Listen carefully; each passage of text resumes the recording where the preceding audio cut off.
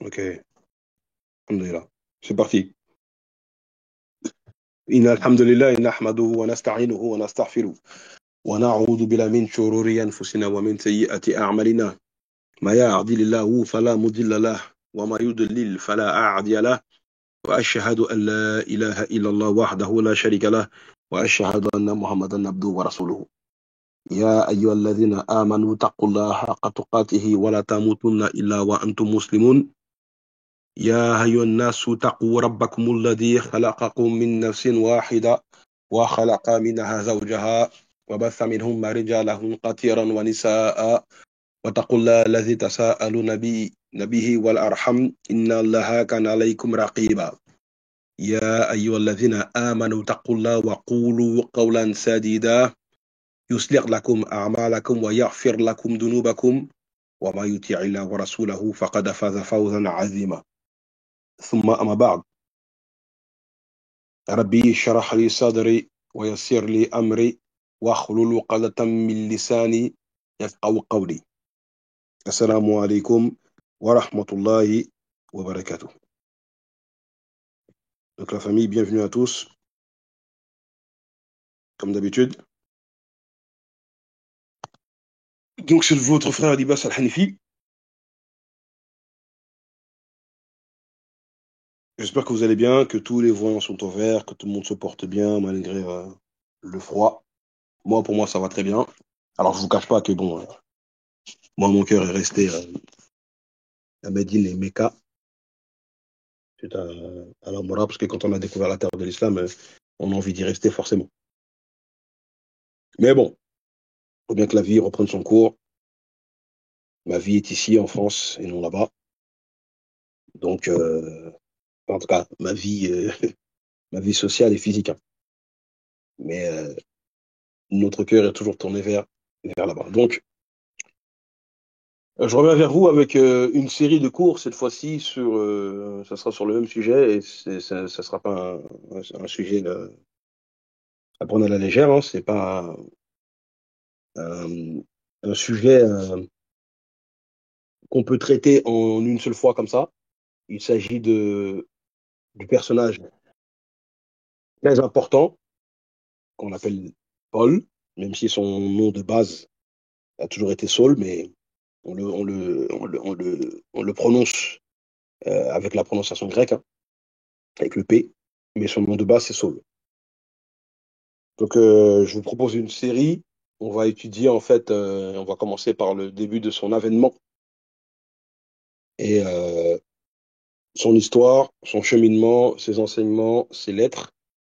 Donc Inch'Allah, chaque jeudi, je vous ferai un épisode, donc ça risque de quand même durer pas mal de temps, parce que c'est le personnage après Jésus le plus emblématique du Nouveau Testament, hein, parce que c'est le plus grand écrivain du Nouveau Testament, et il a écrit, parce que le Nouveau Testament se compose de 27 livres, et lui, il en a écrit 14, selon les exégètes chrétiens.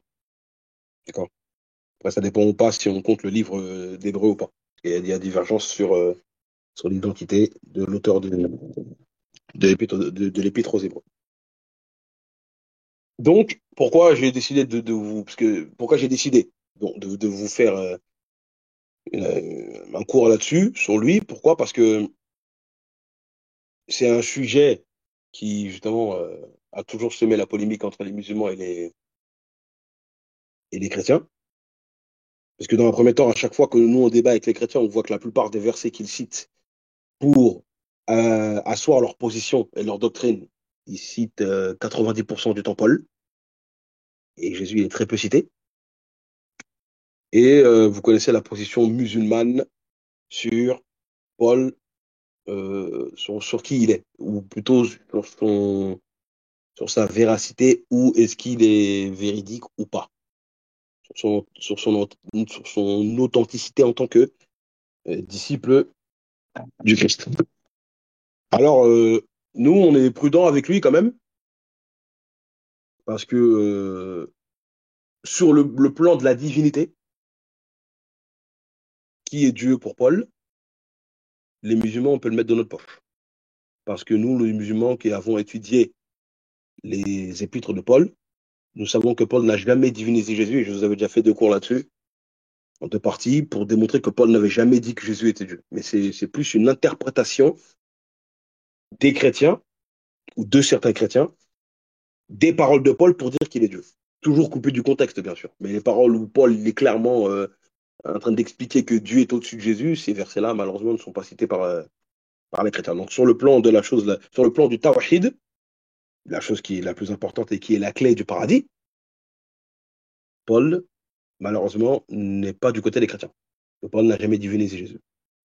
Maintenant, là où bas blesse, c'est sur la doctrine principale que Paul enseigne, c'est sur la mort et la résurrection de Jésus, qui est là où, avec les musulmans, c'est là où ça passe pas. D'accord? En général.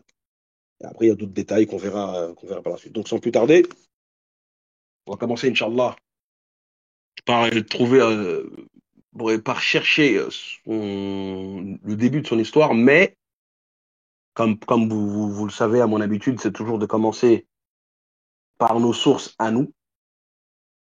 Comme la charité bien ordonnée commence par soi-même.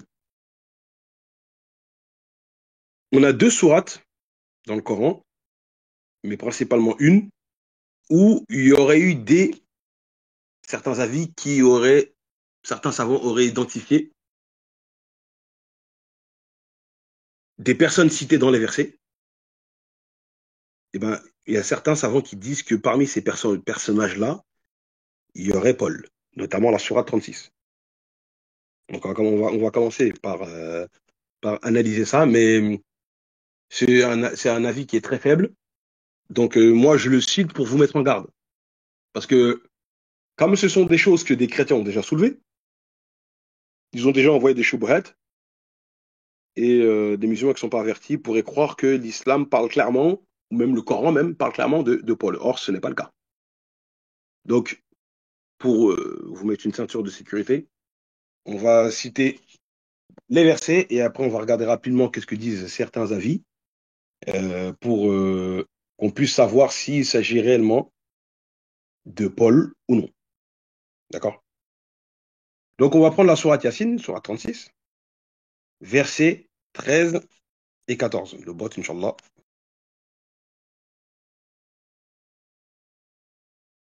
Voilà. Donc, bon, ce soir, Baki n'est pas là. Je ne sais pas s'il y a un frère qui pourrait faire office de lecteur, s'il y a la possibilité d'ouvrir son micro ou pas, sinon je le fais moi-même. Inch'Allah.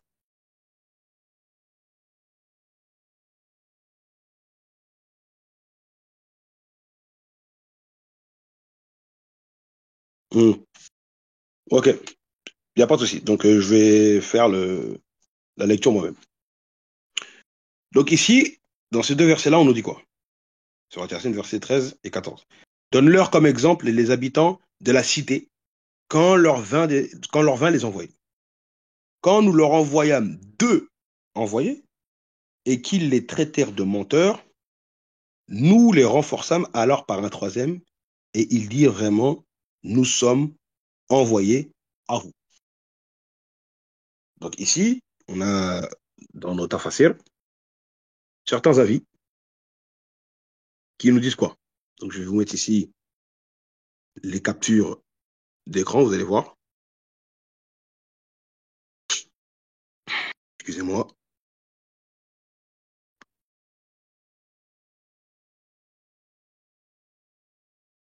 Voilà, je mets ça sur le chat direct live.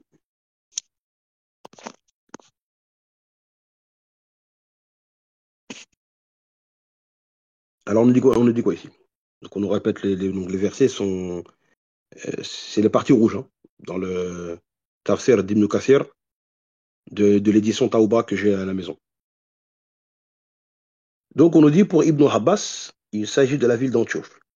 Et on le rapporte également par Bouraïda ibn al-Wahayb, Iqrima, Qatada et Az-Zuhri. Certains imams ont mis en doute le fait que ce soit Antioche, ainsi que nous le mentionnerons à la fin de ce récit, si Allah le permet. Donc il y a plusieurs avis. Et il y en a certains qui ont dit que ça ne peut pas être la ville d'Antioche, ils vont expliquer pourquoi. Et après, la suite du commentaire nous explique un petit peu, donc là, directement le verset. Maintenant, pour voir, pour aller plus dans la précision, je vous mets la suite de ce que dit le Tasfir.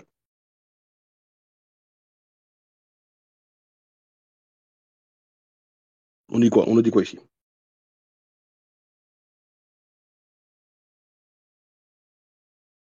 Donc, on va commencer par le deuxième paragraphe. On nous dit les exégètes disent qu'Allah leur envoie Gabriel, qui saisit les deux crochets de la porte de leur cité avant de lancer un cri qui les extermina jusqu'au dernier, tant qu'aucune âme ne bouge plus dans aucun corps, dans aucun un corps, d'accord? Nous avons mentionné plus tôt que nombre de pieux prédécesseurs, donc comme je vous l'ai lu plus tôt, ont été d'avis que cette cité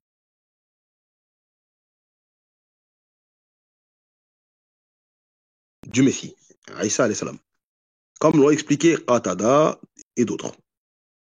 Telle est l'opinion émise par les exégètes contemporains, mais ceci est contestable de plusieurs points de vue. Premier point, le premier est que le sens du verset est qu'ils étaient envoyés par Allah, Allah subhanahu wa ta'ala, et non par le Messie, alayhi salam. Ainsi, Allah subhanahu wa ta'ala, azza wa jal, dit, nous leur envoyâmes deux messagers et ils les démentirent. Nous les renforçâmes alors que par un troisième, nous les renforçâmes alors par un troisième, et tous trois leur dirent, nous sommes envoyés vers vous. Vous n'êtes que des hommes comme nous.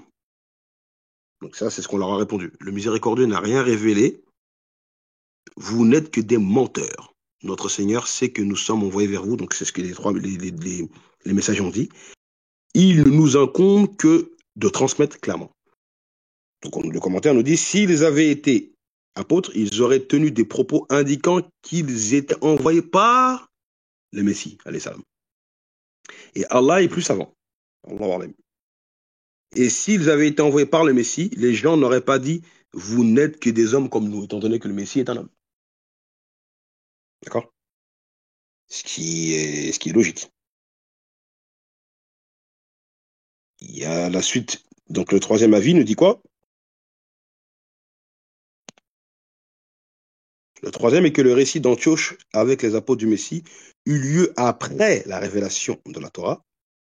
Et Abu Saïd al-Qudri et de nombreux pieux prédécesseurs rapportent qu'après la révélation de la Torah, Allah n'a plus châtié de peuple en l'exterminant jusqu'au dernier, mais il a ordonné aux croyants de combattre les polythéistes. Ils mentionnèrent cela en expliquant sa parole. Et c'est quelle parole qui a été citée? Voilà, c'est la parole que voici.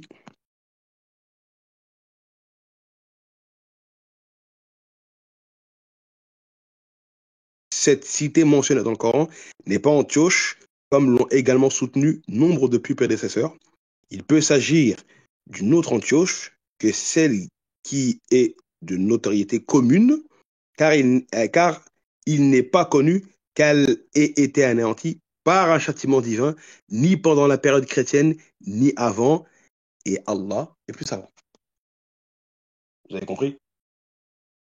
Donc s'il s'agissait ici de Paul, comme certains l'ont soutenu, comme je vous l'expliquais là par la suite, bah, le problème, c'est que si on nous parle de la ville d'Antioche, que l'on retrouve dans Actes des Apôtres, par exemple, chapitre 11, bah, cette ville-là, historiquement, elle n'a pas été détruite. Et en plus, dans ce lieu-là, qui était le plus grand centre de la christianisation du monde à l'époque, après Jésus, bah, les gens ont accepté le message.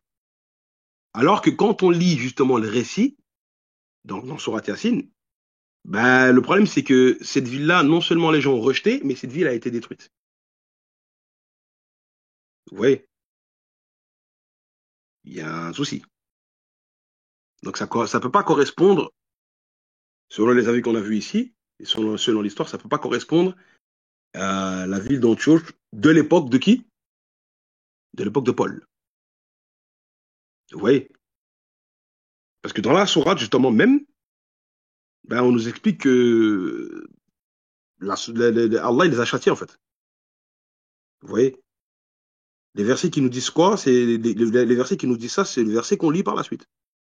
Allah, il a envoyé Jibril et que Jibril les a châtiés. Par exemple, quand on continue, si on prend du verset 30, même pas, à partir du verset 19, on voit un homme qui est en train de prêcher, qui vient parler, qui vient soutenir la cause des messagers, jusqu'au verset, on peut continuer jusqu'au verset, ouais, voilà, jusqu'au verset 28. Mais bon, on va pas je vais pas les citer, hein, ça c'est un devoir de domicile. Mais là, on voit clairement que le châtiment est venu sur eux, c'est le verset 28-29. Verset 28 et 29 nous dit quoi?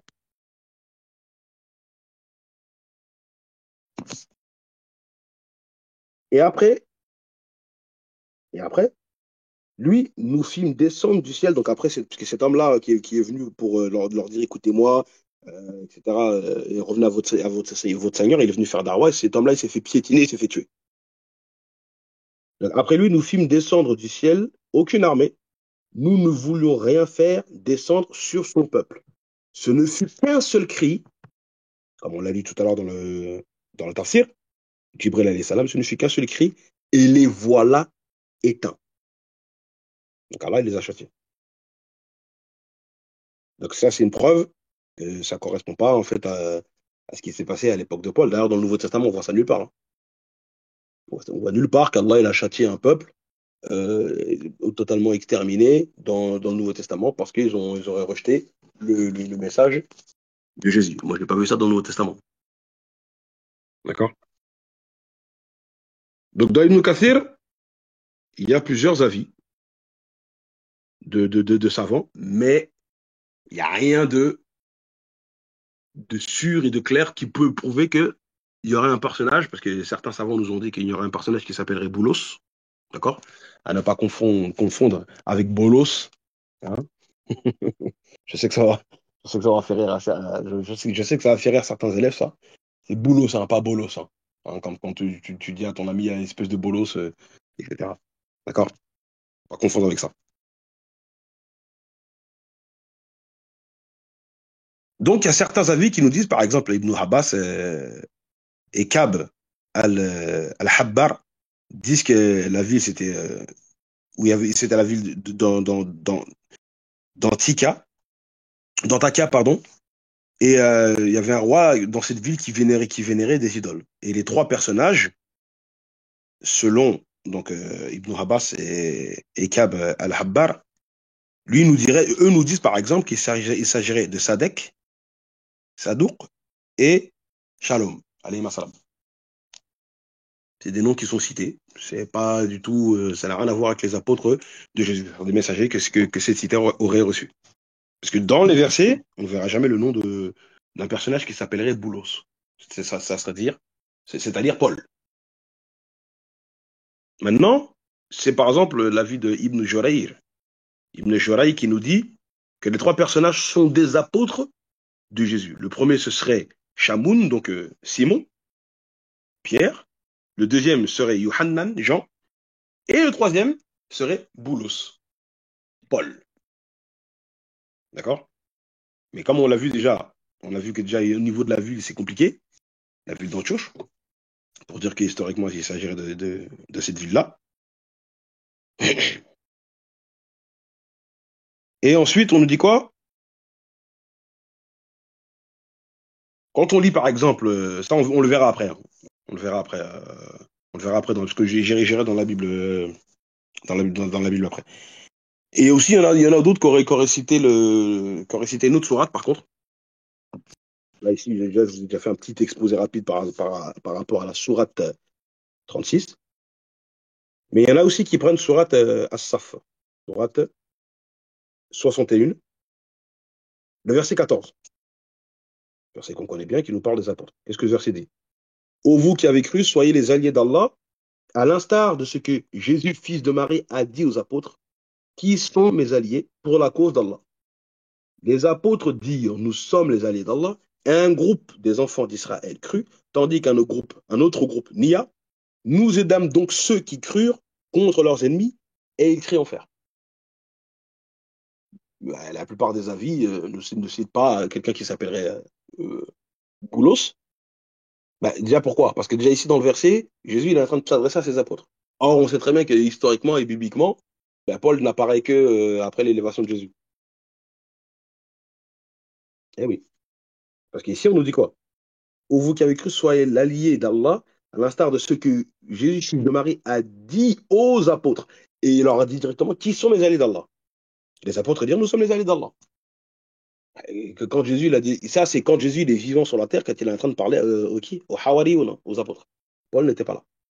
Selon même certains savants chrétiens, quand Jésus était encore vivant sur la terre, Paul aurait à peu près l'âge de 8 ans. Donc déjà, premièrement, c'est compliqué de venir nous dire qu'ici, c'est impossible même de venir nous dire qu'ici, il s'agit de Paul. Et comme certains chrétiens essaient d'utiliser ça pour essayer de surprendre les musulmans non avertis dans leur maille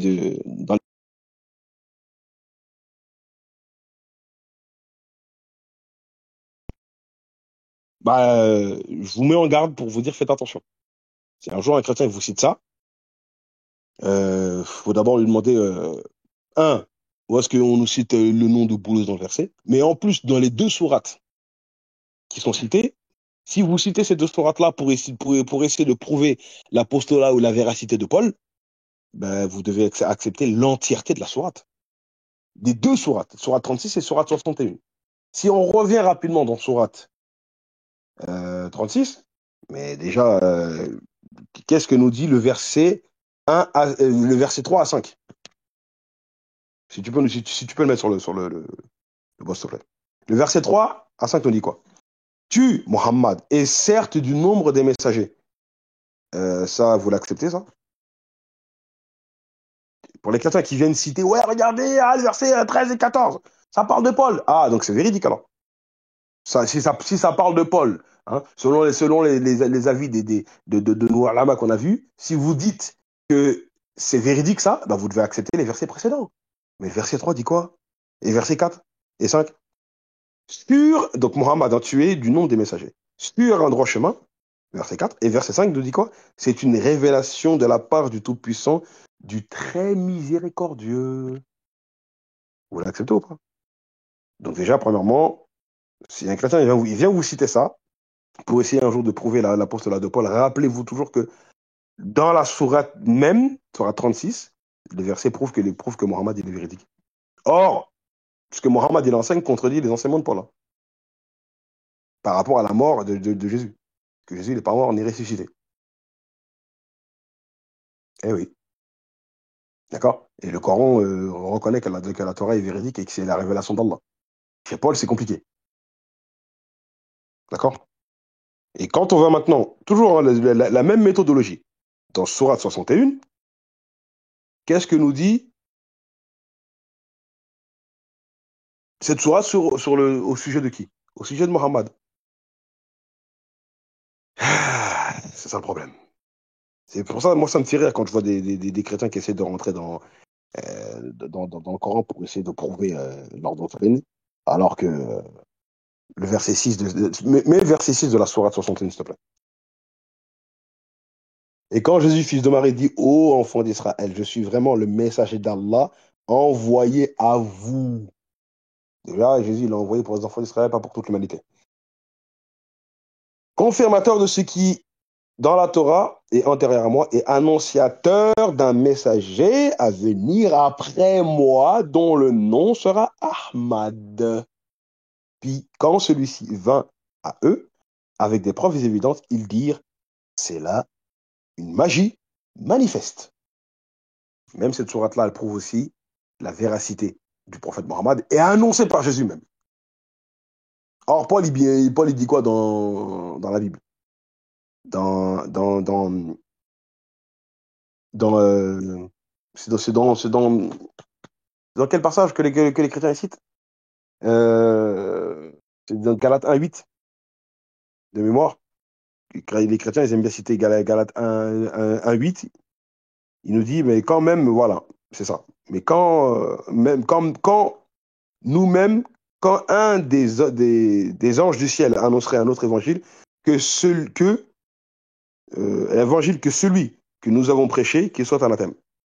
C'est-à-dire que si même un ange du ciel, il vient vous prêcher un évangile différent de ce qu'on vous a prêché, qu'il soit anathème. D'accord? Est-ce que Mohammed il prêche? Est-ce que Paul prêche? Pas pareil, hein. Alors, le Coran est venu contredire plusieurs points doctrinaux avancés par Paul. Or, si vous allez dans le Coran pour essayer de prouver la véracité de Paul, vous êtes obligé d'accepter toute la sourate. Et dans la sourate, dans les deux sourates, comme je ne voulais de le démontrer, Mohammed, il est véridique, c'est un messager d'Allah. Alors, vous ne pouvez pas prendre ce que vous voulez dans la sourate et rejeter ce qui ne vous arrange pas. Ça, c'est de l'hypocrisie pure et c'est absolument pas une méthodologie à utiliser. Tout simplement. D'accord? Donc, voilà. Donc, pour continuer, la problématique, elle est que c'est un avis, simplement, qui existe pour dire que l'un des trois personnages, donc dans la sourate 36, cité plus haut, serait un des apôtres de Jésus, qui serait Paul. Mais c'est juste un avis. Il n'y a rien les versets coraniques ne le citent pas, et c'est un avis parmi d'autres qui est faible. Et en plus, Ibn Kathir nous dit que cet avis-là, il est droit. Eh ouais, que c'est un avis qui est doif. C'est ce que Ibn Kathir nous dit. Mais les chrétiens qui citent Ibn Kathir, ils ne vont pas citer ça. Ils ne citent pas Ibn Kathir en entier. Il y a même des chrétiens dans Sourate 61, ils vont prendre l'avis d'Al-Qurtubi, etc.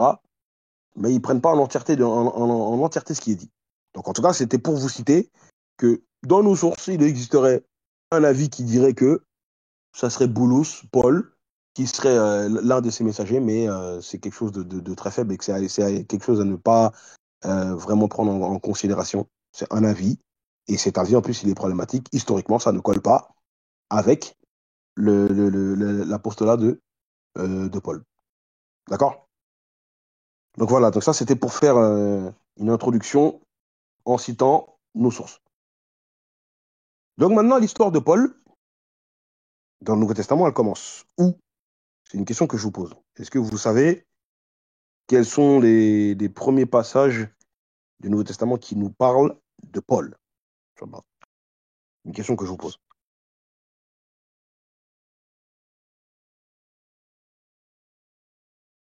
C'est-à-dire, précisément,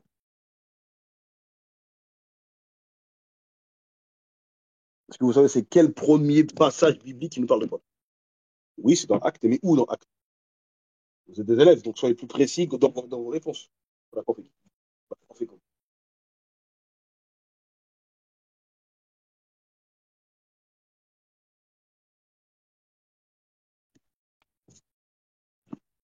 Non, pas Acte 9, non.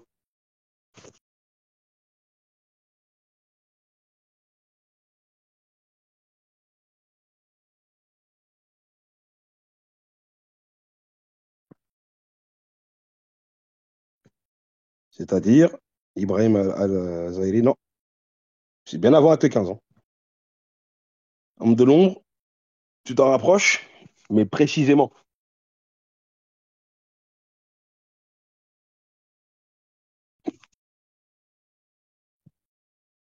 Non, t'es pas loin, Mariam, mais c'est pas Acte 8.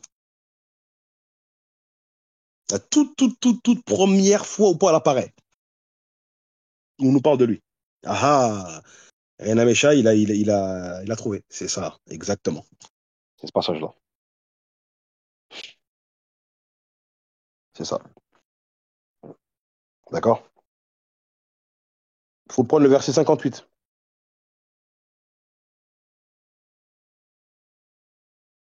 Mais tu as cité Acte 13. Tu as cité Acte 13, c'est dans Acte 7. C'est dans acte 7, la mort d'Étienne. C'est pas acte 13.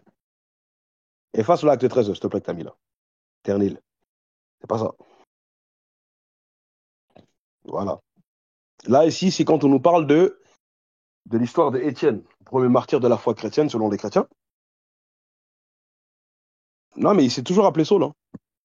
Son nom, c'est Saul. Paul, c'est simplement quand on a commencé à prononcer avec la prononciation grecque, en fait. Mais son nom, ça a toujours été Saul. C'est son nom israélite. Est-ce que tu comprends?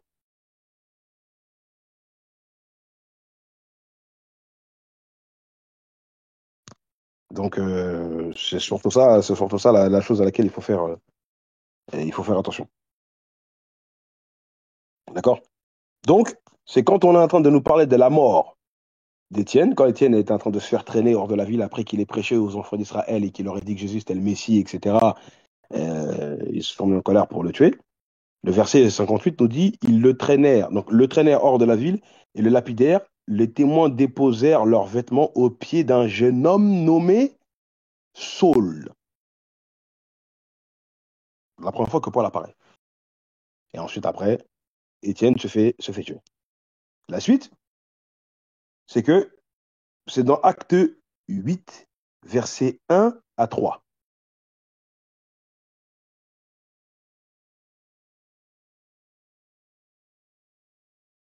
Saul avait approuvé le meurtre d'Étienne. Il eut ce jour-là une grande persécution contre l'église de Jérusalem et tous, excepté les apôtres, se dispersèrent dans les contrées de la Judée et de la Samarie. Des hommes pieux ensevelirent Étienne et le pleurèrent à grand bruit. Saul, de son côté, ravageait l'église, entrait dans les maisons, il en arrachait hommes et femmes et les faisait jeter en prison. Il faut toujours se rappeler, pas dans le but d'accabler la mémoire de Paul ou ce qu'il fut, mais l'histoire de Paul, elle commence comme ça. Après, c'est pas problématique en soi, parce que en l'islam aussi, ça existe. Il y a plusieurs sahaba qui, au départ, ont persécuté l'islam, et finalement, se sont convertis par la suite. Allah les a guidés. D'accord? Comme on peut prendre, vous savez, moi, quand j'ai fait la Umrah, on a eu des très bons rappels historiques, religieux historiques de nos guides. Donc, quand on est parti à Uhud, ils nous ont bien rappelé l'erreur en nous montrant la colline, ils nous ont bien montré l'erreur que les archers avaient fait sur la colline quand ils ont désobéi à Rasulullah.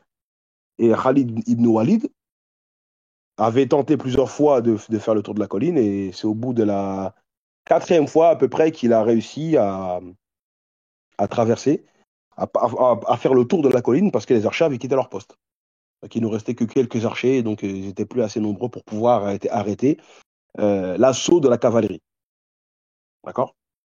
Donc, si on prend maintenant justement ce personnage-là, Khalid ibn Walid, eh ben, à la bataille de Uhud, il a contribué à donner la victoire à renverser la vapeur et finalement donner la victoire aux polythéistes de la Mecque, aux mouchérikoun de Mecca. Et Rasulullah a été gravement blessé. Et il y a eu 70 sahaba qui ont été tués. Il a tué des musulmans. Et pourtant, par la suite, quand on regarde dans la suite de son histoire, eh ben, Allah l'a guidé, il s'est converti à l'islam. D'accord? Donc quelqu'un peut commencer comme étant persécuteur de la religion d'Allah par ignorance, et après, par la suite, il peut finalement adhérer à cette religion sincèrement, et Allah le guide. Et une fois qu'Allah le guide, bah, le mal qu'il a fait lui est pardonné, parce qu'il était dans l'ignorance. Alors, tant qu'il y a de la vie, il y a de l'espoir. Donc, ça ressemblerait un petit peu, si on prend cet aspect-là, à Paul.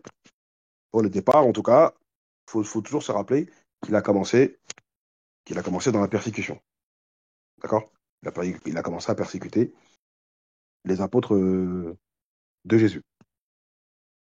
Donc là, nous sommes dans Acte 8, et c'est là voilà, on continue à nous rappeler que voilà, il persécutait les chrétiens et tout, etc. Et après, dans le récit, on nous cite quoi? On nous cite la conversion des Samaritains, dans Acte 8. Et ensuite, on nous dit que Paul, donc Saul, hein, c'est son nom de base, mais bon, c'est comme ça qu'on a pris l'habitude de l'appeler Paul. Hein. D'accord? Et quand on regarde la suite, on nous dit que on va dans Acte 9. Dans Acte 9, verset, on va prendre jusqu'au verset, les 3 premiers versets. Acte 9 et les 3 premiers versets. Gardez vos questions pour la fin de Inch'Allah.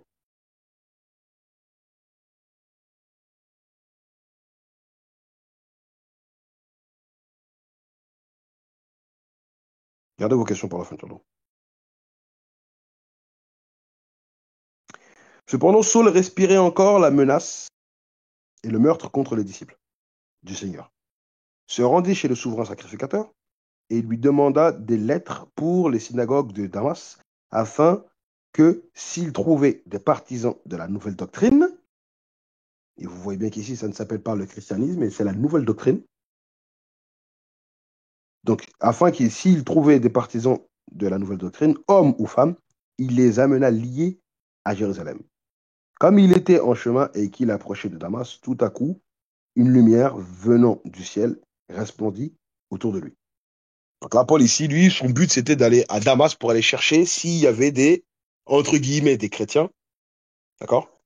En tout cas, ceux qui adhéraient à la nouvelle doctrine, à la doctrine de Jésus. Donc, c'est-à-dire, nous, pour nous, c'est l'islam. Eh ben, il a demandé des lettres dans le but de pouvoir attraper justement ces nouveaux adeptes-là et de les ramener liés, attachés à Jérusalem pour pouvoir continuer à les persécuter. Donc on voit clairement qu'il était vraiment un ennemi du Christ. Hein. D'ailleurs, le début, enfin, en tout cas de la cause de la religion d'Aïssa, alayhi salatu wassalam. Parce qu'on nous dit bien au début du verset, cependant Saul respirant encore la menace et le meurtre contre les disciples du Seigneur. D'accord? Et donc c'est pendant qu'il était en route pour aller à Damas, pour aller donc il était dans le projet de persécuter les chrétiens, que là, selon le récit, il aurait reçu sa révélation. Donc on va prendre le verset 4 à 8.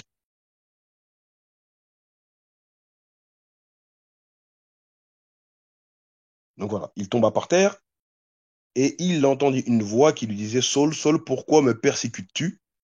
Il répondit, qui es-tu, Seigneur? Et le Seigneur lui dit, je suis Jésus que tu persécutes. Il te serait dur de regimber contre les aiguillons. Tremblant et saisi d'effroi, il dit, Seigneur, que veux-tu que je fasse? Et le Seigneur lui dit, lève-toi, entre dans la ville, et on te dira ce que tu dois faire. Les hommes qui l'accompagnaient demeurèrent stupéfaits. Ils entendaient bien la voix, mais ils ne voyaient personne. Saul se releva de terre, et quoique ses yeux fussent ouverts, il ne voyait rien. On le prit par la main, et on le conduisit à Damas. Voilà, ici, c'est la première fois qu'on nous raconte la vision que Paul aurait reçue, et il aurait entendu Jésus lui parler. Donc déjà, ici, il y a un problème sur la divinité de Jésus, parce que si Jésus, il est Dieu, Jésus se serait présenté comme étant Dieu à lui. Parce que quand on regardera dans les autres passages, dans les 2 autres passages où cette histoire est mentionnée, Jésus il précise bien, je suis Jésus de Nazareth, tu persécutes. Or, quand Dieu s'adresse à ses prophètes dans la Bible, il ne donne pas le nom de Jésus et il ne dit pas en plus qu'il vient d'une ville. Hein. Donc c'est absurde. Si vous nous dites que Paul, il aurait reçu la révélation de Jésus et que pour vous, Jésus serait Dieu, Jésus déjà est dans son nom et c'est un prénom israélite. Je vous rappelle que Yeshua, c'est un nom israélite. Hein. Jésus, il y a plusieurs personnes qui ont porté ce nom-là dans la Bible. C'est un prénom israélite. Hein. D'accord? Hein, avant Jésus, après Jésus, il y a plusieurs Israélites qui s'appellent comme ça. D'accord? Et en plus, je suis Jésus de Nazareth. Dans les autres passages où Paul nous parlera nous répétera son histoire. Donc je suis un homme, donc il cite le nom d'un être humain qui vient en plus d'une ville. Or, Dieu ne vient pas d'une ville. Donc déjà, pour la divinité de Jésus, déjà, c'est une catastrophe. Ça, c'est des éléments auxquels vous devez faire attention. Je vous l'avais déjà dit dans le cours précédent, ça. D'accord? Et après, ici, bien sûr, on connaît les contradictions qu'on a déjà souvent montrées aux chrétiens. C'est que, ici, dans cette première version, on nous dit que ceux qui étaient avec Paul, ils entendaient, on nous dit quoi? Ils entendaient bien la voix Donc, ils auraient entendu la voix de Jésus, mais ils ne voyaient rien. Ça c'est la première version. Et puis, on a souvent eu des débats assez tumultueux avec les chrétiens là-dessus. D'accord? Donc, ensuite, après, quand il est parti dans la ville de Damas, justement, pendant 3 jours, et donc on nous dit qu'il est resté à 3 jours. Donc, ça, c'est à partir du le verset 8 jusqu'au hum,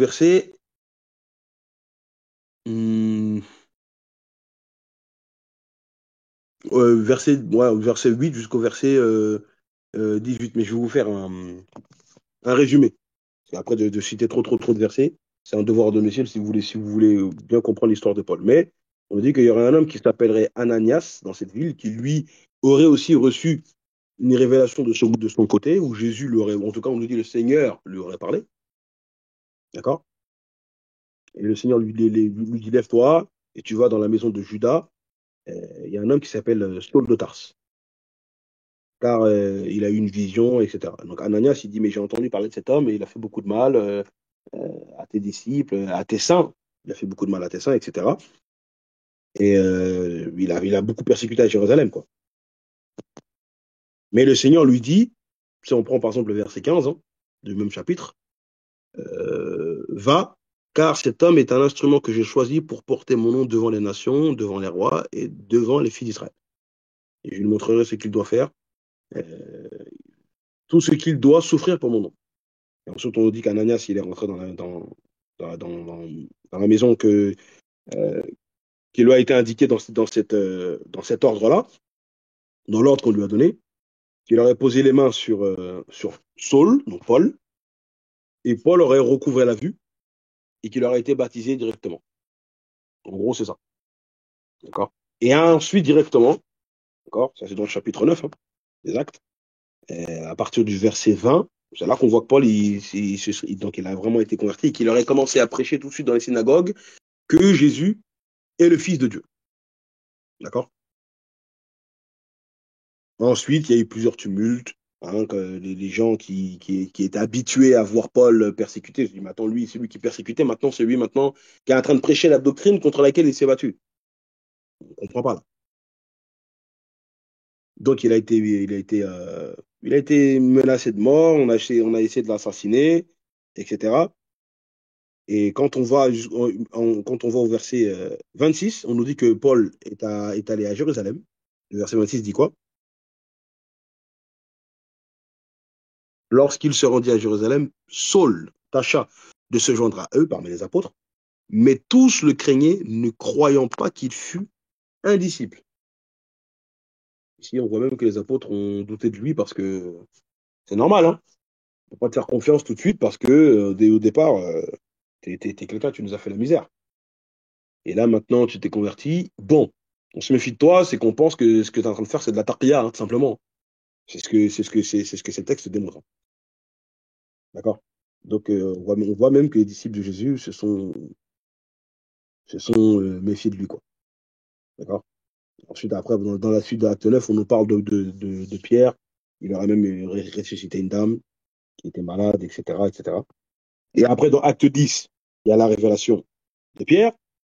Pierre avec l'histoire de Corneille, hein, qu'on vous a cité maintes et maintes fois. Hein. Donc, dans acte 10, on ne nous parle pas de Paul.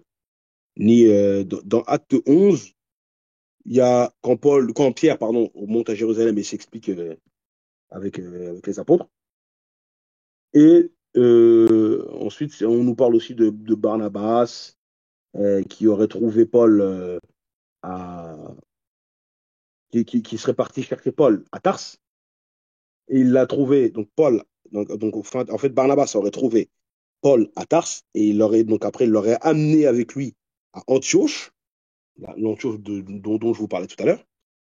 Et le verset 26 nous dit que c'est à cette époque-là qu'il y a eu beaucoup de conversions et que le mot chrétien est sorti pour la première fois. Donc acte 11, 26. Si tu veux mettre acte 11, 26, Inch'Allah.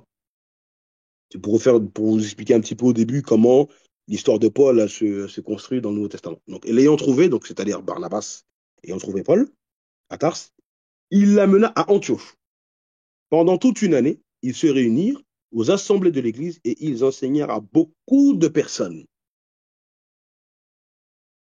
D'accord?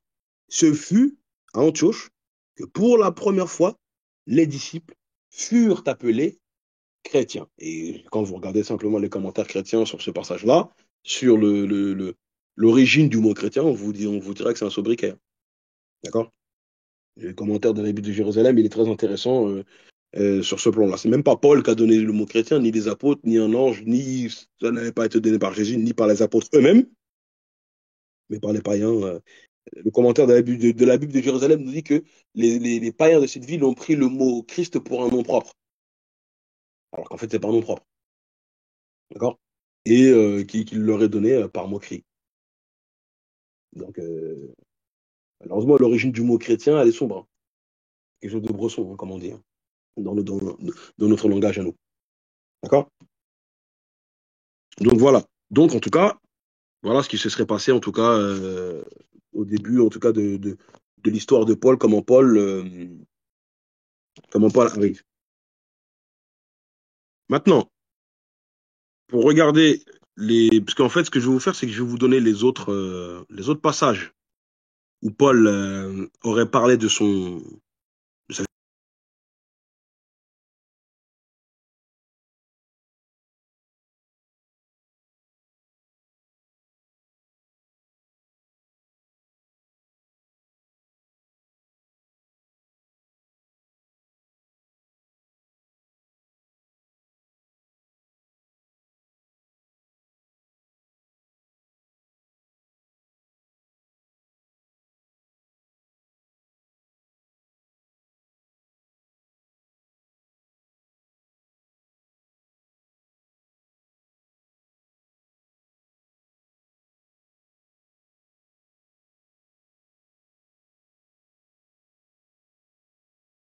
Est-ce qu'on m'entend de nouveau?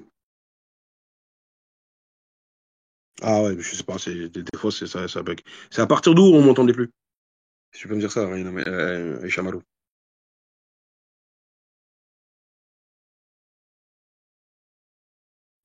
C'est à partir d'où c'est à partir de quoi? Je disais quoi quand tu m'entendais plus?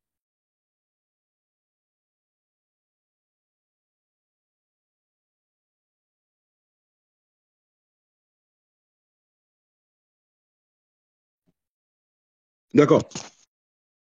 Ouais, donc je disais que je vais vous faire un petit, voilà, un petit, pour rester sur la révélation de Paul, ce qui est problématique,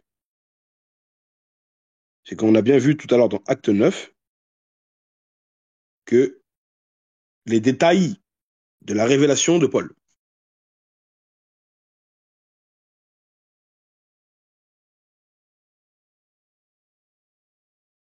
Il y a deux autres passages, justement, qui nous parlent de ça, qui nous parlent de la révélation de Paul. D'accord? Donc, il y a Acte 22, le verset 7 et 9.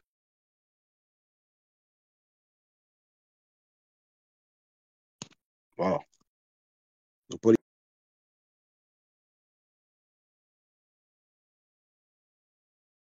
le rédacteur des apôtres a été écrit par Luc, hein. Ça n'a pas été écrit par Paul, mais ça a été écrit par Luc. D'accord? Donc Paul, il est en train de raconter ici, en fait, encore une fois, il est en train de raconter aux tribuns, c'est-à-dire aux Romains, il est en train de raconter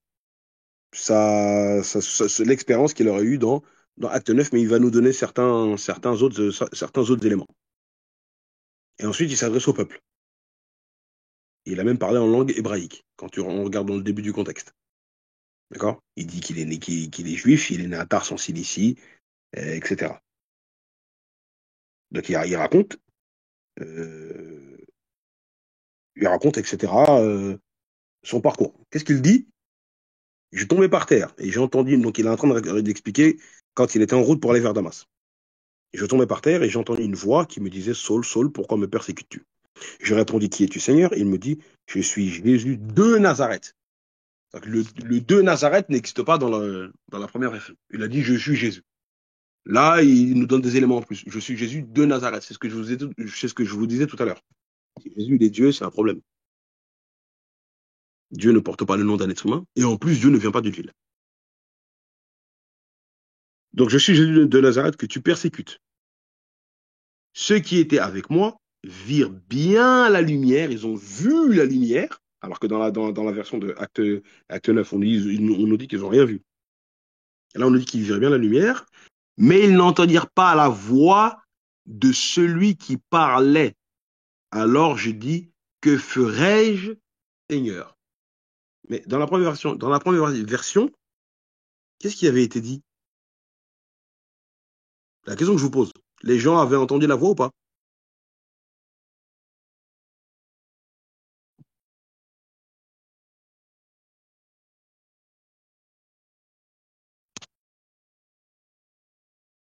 Mhm. Vous êtes que deux à répondre.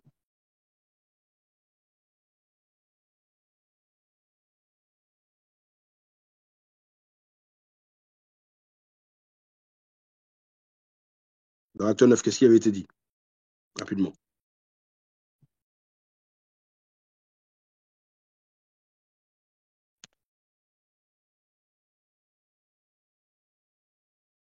Mhm.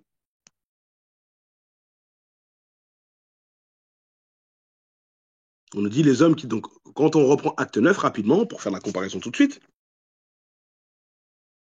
on nous dit quoi? C'est dans acte 9, verset 7. Acte 9, 7.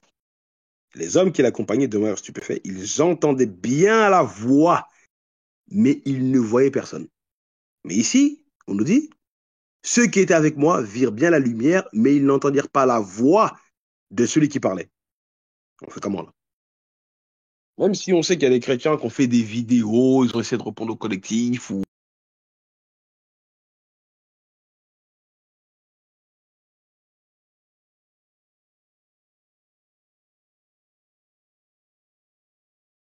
Là, on le dit bien, hein. C'est clair. Hein.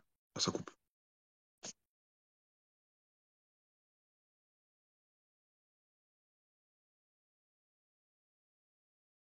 Ça va là, on m'entend, ça coupe pas là? Ok. Donc je disais, là c'est clair. On nous disait bien, les hommes qui l'accompagnaient, donc dans acte 9-7, les hommes qui l'accompagnaient demeurèrent stupéfaits, ils entendaient bien la voix. On nous dit bien la voix en plus. Hein. Ils entendaient bien la voix. Il y a bien écrit, ils entendaient bien la voix. Mais ils ne voyaient personne. Là, on nous dit, ils ne voyaient personne. Mais, dans acte 22, mais ils n'entendirent pas la voix de celui qui parlait. Donc, il y a un problème là. Oh, je dis la vérité, les arguments, ça fait des années, hein, ça fait des années que j'avais vu des chrétiens parler, mais il n'y avait rien voilà, de solide, il y avait rien de consistant en fait. Je me souviens même plus c'était quoi l'argument des chrétiens, pour être honnête. Hein. Bah, si en grec ça revient à la même chose, pourquoi il y a de la contradiction à l'apparaît en français alors? Parce que les chrétiens, ils ont traduit ça à partir du grec. D'accord? Donc voilà. Ici, il y a un problème. Maintenant, la dernière version, où Paul il est en train de raconter où Paul il est en train de raconter sa conversion, c'est dans Acte 22. Donc, Acte 22, versets 8 à 10.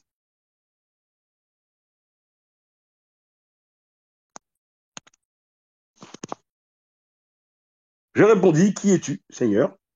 Et il me dit, je suis Jésus de Nazareth, que tu persécutes. Ceux qui étaient avec moi virent bien la lumière, mais ils n'entendirent pas la voix de celui qui parlait. Alors que dis-je?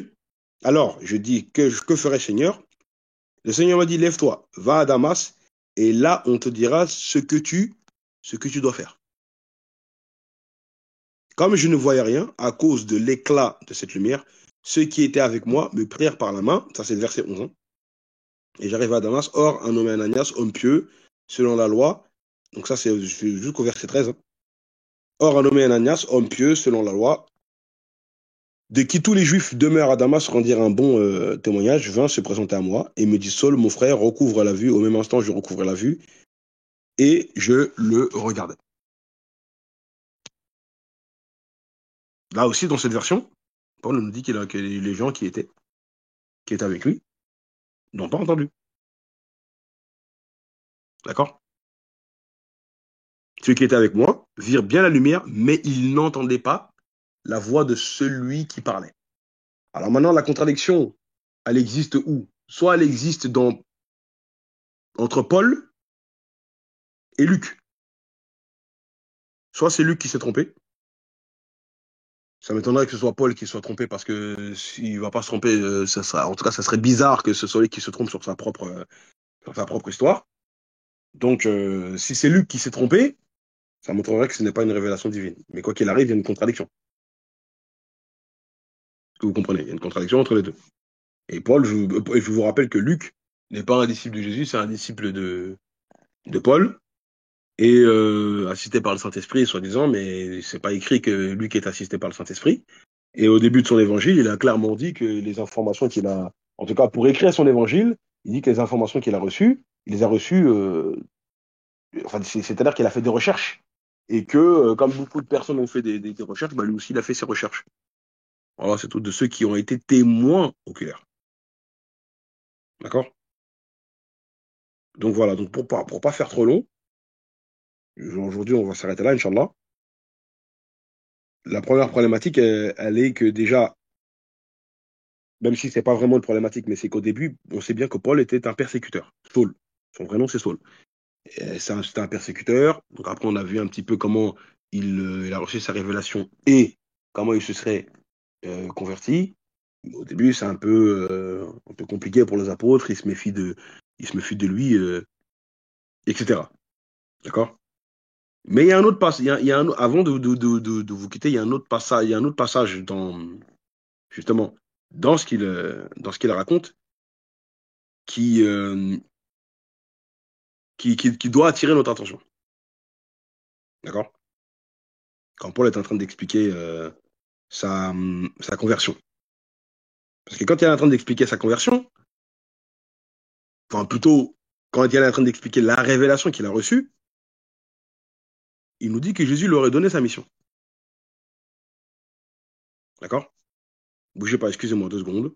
J'arrive. Hein.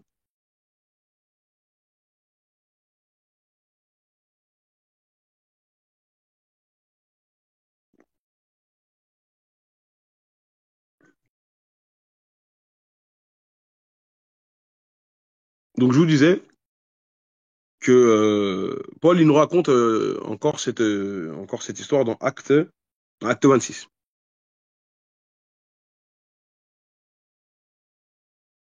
Paul nous dit, on va prendre à partir, pour bien voir le contexte, on va prendre à partir du verset 10 jusqu'au verset 13. Donc, c'est ce que je fais à Jérusalem. J'ai jeté en prison plusieurs des saints ayant reçu ce pouvoir des principaux sacrificateurs. Donc, les principaux sacrificateurs lui ont autorisé à persécuter les chrétiens, ou en tout cas à persécuter les premières personnes, en tout cas, on va dire ceux qui sont adeptes de la nouvelle doctrine apportée par Jésus, à Issa et Salah. Et quand on les mettait à mort, je joignais mon suffrage à celui des autres. Je les ai souvent châtiés dans toutes les synagogues et je les forçais à blasphémer dans mes excès de fureur contre eux. Je les persécutais même jusque dans les villes étrangères. C'est dans ce but que je me rendis à Damas, avec l'autorisation et la permission des principaux sacrificateurs. Vers le milieu du jour, au roi, je vis en chemin resplendir autour de moi et de mes compagnons une lumière venant du ciel dont l'éclat surpassait celui du soleil. D'accord? Là, il dit que même la lumière qu'il a reçue, qu'il a vue, elle a même dépassé, la lumière du soleil. D'accord? Après, au verset 11, verset 14 jusqu'au verset 18, qu'est-ce que Jésus leur a dit dans cette vision? Nous tombâmes tous par terre. Et j'entendis une voix qui me disait en langue hébraïque, Saul, Saul, pourquoi me persécutes-tu? Il te serait dur de régimer contre les aiguillons. Je répondis, qui es-tu, Seigneur? Et le Seigneur dit, je suis Jésus que tu persécutes. Donc là, le Jésus de Nazareth n'existe plus. Mais lève-toi et tiens-toi sur tes pieds, car je te suis apparu pour t'établir ministre et témoin des choses que tu as vues et de celles pour lesquelles je t'apparaîtrai. Je t'ai choisi du milieu de ce peuple et du milieu des païens vers qui je t'envoie, afin que tu leur ouvres les yeux, pour qu'ils passent des ténèbres à la lumière et de la puissance de Satan à Dieu, pour qu'ils reçoivent par la foi en mon nom le pardon des péchés et l'héritage avec les sanctifiés. D'accord? Ici, il nous rajoute même encore les paroles que Jésus leur aurait dit détaillées dans cette vision, chose qui n'existe pas dans les deux premières versions. Dans Acte 9 et dans Acte 22, on ne nous a pas dit que Jésus leur aurait dit ça. D'accord? Ici, il semblerait que Paul, il aurait directement reçu les ordres qu'il devait faire. Et il n'a pas après parlé par la suite, en tout cas, de la cécité qui l'aurait frappé. D'accord? Mais ici, ça fait trois versions. Il y a Acte 9, Acte 22 et Acte 26. Et c'est pas totalement identique. Mais surtout ici, on nous dit que c'est Jésus qui aurait choisi Paul pour faire quoi? Au verset 17, il a dit, je t'ai choisi du milieu de ce peuple et du milieu des païens vers qui je t'envoie, afin que tu leur ouvres les yeux pour qu'ils passent des ténèbres à la lumière, de la puissance de Satan à Dieu, pour qu'ils reçoivent par la foi en moi le pardon des péchés et l'héritage avec les sanctifiés. Le problème, il est qu'ici, c'est-à-dire que Jésus, en fait, il choisit Paul pour que Paul aille prêcher aux païens, mais les chrétiens nous disent que Jésus aurait déjà donné cet ordre-là aux apôtres dans Matthieu 28, 19 et aussi dans Marc 16. On fait comment là? Et nous, on fait comment là? Si les apôtres, dans la fin des deux évangiles, Matthieu et Marc, Jésus leur a donné l'ordre à ses apôtres d'aller prêcher à toute l'humanité, donc les païens, Paul, à quoi il sert? Paul, il sert à quoi? Surtout, j'attire votre attention sur le fait que Paul, il reçoit sa révélation dans Acte 9 pour la première fois, quand il est en route pour aller persécuter les chrétiens de Damas. On lui aurait donné cet ordre-là. Je t'envoie vers les païens pour que tu les guides. Mais dans le chapitre d'après, il y a la révélation de Pierre, qui lui aussi reçoit une révélation pour aller vers des païens, mais pas n'importe quel païen, des païens prosélytes, c'est-à-dire des Romains, la famille de Corneille, qui sont convertis au judaïsme. Donc lui, il a reçu l'ordre d'aller vers les païens. Maintenant, quand on regarde dans Acte 15, après ça, on fait une phase de questions-réponses, Inch'Allah. Dans Acte 15, on va prendre rapidement Acte 15. Regardez bien ce qui est dit là-bas. Hein. C'est un problème qu'on a souvent cité aux chrétiens. Si c'est Paul qui a vraiment reçu la mission pour aller vers les païens, qu'est-ce que nous dit Pierre? Dans Acte 15, il y a le conseil de Jérusalem qui est organisé pour traiter le cas des nouveaux convertis, des païens convertis, pour savoir si on leur fait la circoncision ou pas. Il y a Achilef, ils sont pas d'accord entre eux, les débats, hein. Il y a les chrétiens, enfin il y a les judéo-chrétiens qui disent non, ils ont cru, ils doivent se faire circoncire. Ce qui prouve bien que dans la prédication des apôtres, ils ont réussi à convertir des juifs, mais ces juifs-là continuent à pratiquer aussi bien le Tanakh, la Torah, que la Nouvelle Alliance, l'Évangile. Et ce sont eux justement qui sont d'avis pour dire oui, s'ils ne pratiquent pas la circoncision à les rites de Moïse, ils ne peuvent être sauvés. Donc comme ils n'étaient pas d'accord entre eux, ces juifs judaïsants et Paul, ils ont ramené cette question à qui? Aux apôtres. Maintenant, l'apôtre Pierre, il dit quoi dans Acte 15, 7? Mets-moi le verset 7, s'il te plaît. Une grande discussion s'est engagée. Pierre se leva et leur dit, Pierre se leva et leur dit, hommes frères, vous savez que dès longtemps Dieu a fait un choix parmi vous afin que par ma bouche, les païens entendissent la parole de l'évangile et qu'ils crusent. Pierre, il dit que Dieu a fait un choix pour que ce soit par la bouche de qui? De Pierre que l'évangile va être prêché aux païens. Mais Paul, il nous dit dans Acte 26 que c'est lui qui a été choisi pour être apôtre des païens. Ça fait une autre problématique. On fait comment là? Et le problème, il est qu'ici, Paul est présent. D'accord? Là, c'est suite à ce qui, c'est suite à ce qui s'est passé dans Acte 14, quand lui et Barnabas sont partis à Iconium et qu'ils ont même fait des miracles là-bas et qu'ils auraient même guéri un impotent, etc. Donc, quand maintenant il y a cette réunion, il y a les apôtres de Jésus qui sont là. Paul et Barnabas, ils sont là. D'accord? Donc, Paul, il est présent.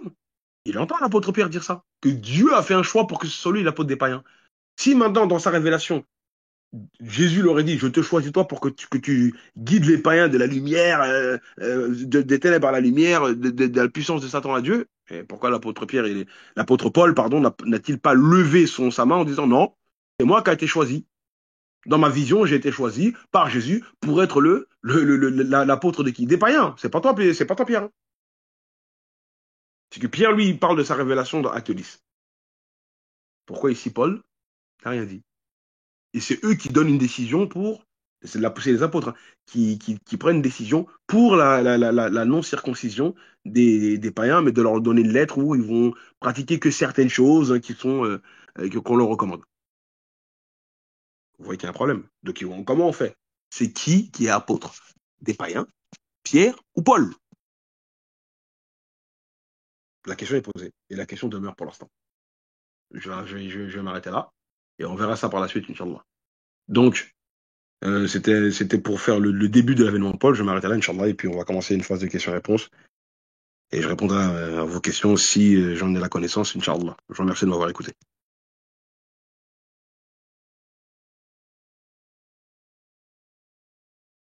Donc, excusez-moi, j'arrive tout de suite. Une minute.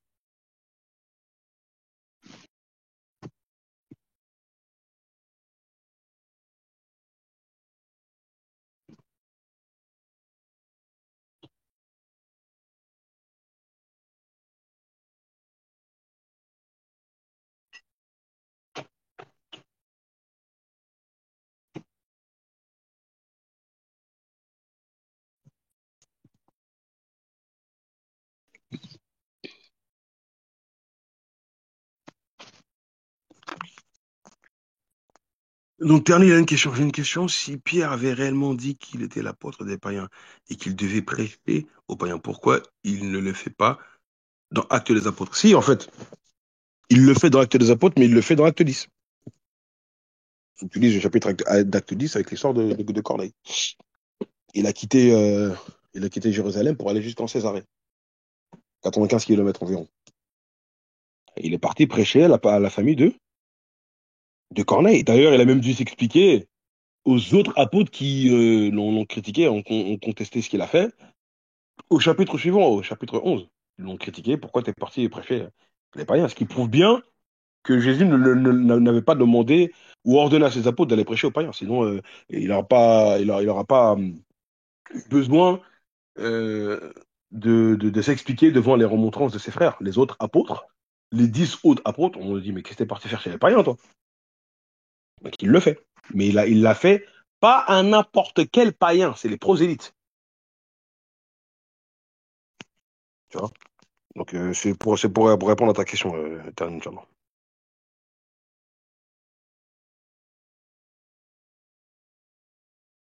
Rakfilou, qui a écrit Acte? Si c'est Luc, pourquoi il y a plein de versions dans une même histoire? Ah ben, ça après.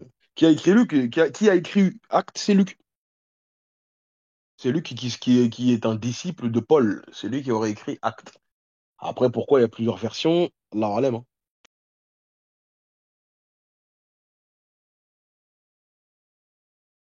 Qui se contredit. C'est pour ça qu'il n'est pas comparable au Coran al-Karim.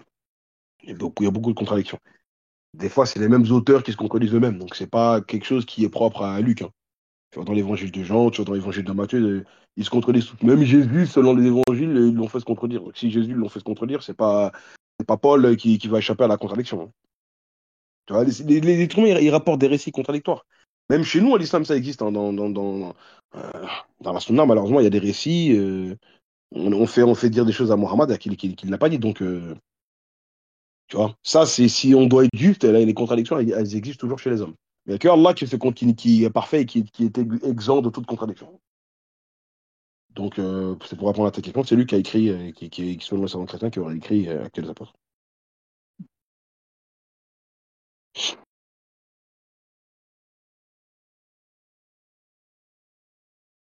Donc, je continue à regarder vos questions.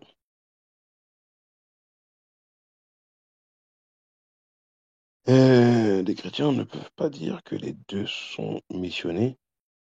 Paul et Pierre. Si, il y a des chrétiens qui disent ça. Il y a des chrétiens. Moi, j'ai déjà débattu avec un chrétien qui me dit si, en fait, les deux sont missionnés, mais leur mission est différente. Les deux sont pour les païens, mais leur mission est différente. Mais si leur mission est différente, et les païens, c'est les païens. Après, bien sûr qu'il y a les païens prosélytes et les païens purs. D'accord?